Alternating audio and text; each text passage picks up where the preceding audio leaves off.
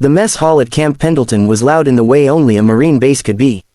Boots struck the tiled floor in heavy rhythm, metal trays slammed against stainless steel counters, and overlapping conversations bounced off the walls like ricochets. The smell of fried food, coffee, and disinfectant mixed into something uniquely military. It was just another afternoon, routine, forgettable, ordinary. That was why no one noticed her at first. She stood near the end of the serving line, hands relaxed at her sides, posture straight but unassuming. Her utilities were clean but worn, her sleeves rolled with precision, her cover pulled low. No rank insignia caught the eye. To everyone around her, she looked like another junior Marine trying to get lunch and disappear back into duty. She didn't rush, she didn't chat, she waited. Behind her, impatience began to grow. A tall Marine shifted his weight, tray tucked under one arm. He was a corporal, built thick through the shoulders, the kind of man who took up space without apology. He had spent the morning running drills under the California sun, and hunger had sharpened his mood. "Come on," he muttered. She didn't react. He stepped closer. "Hey, you planning on moving today?" Still nothing. A few Marines glanced over. Someone snorted a laugh. The corporal's jaw tightened. Without another word, he shoved her forward. It wasn't enough to knock her down, but it was enough. Her tray slipped from her hands and hit the floor with a sharp clatter. Food spilled across the tiles. The sound cut through the mess hall like a dropped rifle. Conversation died instantly. She stumbled half a step, steadied herself, then slowly turned around. Her face was calm. No anger, no fear, just controlled stillness. She looked directly at the corporal. "What's your name, Marine?" she asked. Her voice was even, almost quiet. That alone unsettled him. "What?" he said, forcing a smirk. "You got a problem." A few Marines nearby shifted uncomfortably. Something about the way she stood, the way she spoke, it didn't match the rank they thought they saw. She held his gaze. "I asked for your name." He scoffed. "Why, you writing me up?" She reached up and removed her cover.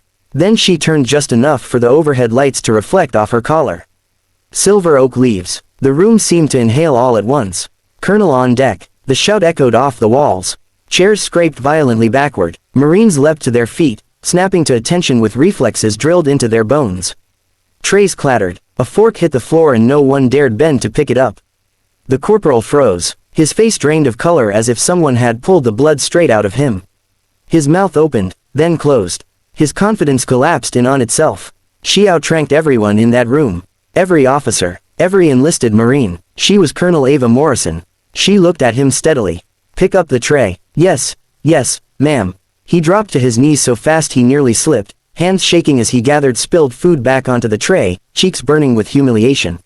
"Stand up," she said. He did. "What unit are you with?" she asked. "3rd Battalion, ma'am." "Platoon." "Yes, ma'am." She nodded once, committing it to memory.